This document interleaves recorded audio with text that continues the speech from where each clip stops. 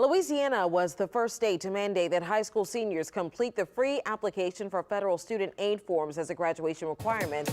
Leslie Snadowsky with Biz News New Orleans joins us now to tell us about how local kids are benefiting from what's called a FAFSA and which states are following our example. According to the National College Access Network's FAFSA tracker, 77% of Louisiana's high school students completed the form in 2018, when the mandate took effect. That was an increase of 26% over the previous year. This year, about 79% of Louisiana's students completed the application.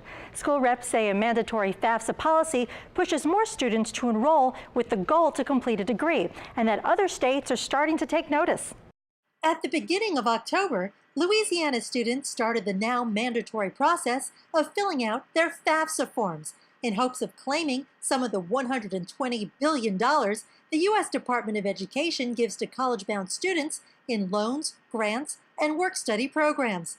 And this year, both Illinois and Texas have passed laws that require their students to do the same as a requirement to graduate from high school.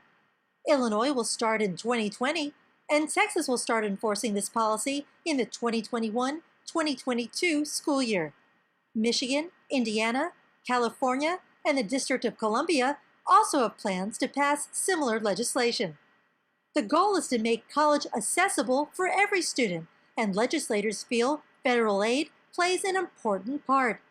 In Louisiana, not only did more high schoolers submit FAFSA forms in 2018, the Louisiana Department of Education found that more kids graduated from high school and attended college. But critics say getting initial federal aid may help get a student to go to college, but it also increases the chances of kids going into debt, especially if they don't end up completing their college degree program. And if you don't want your kids to fill out a FAFSA, they don't have to. Students can receive waivers if they sign a form stating they are willing not to apply for state student aid. All right, Leslie, thanks. You can read more about this topic and other local business stories and see Leslie's Bizcast videos at bizneworleans.com.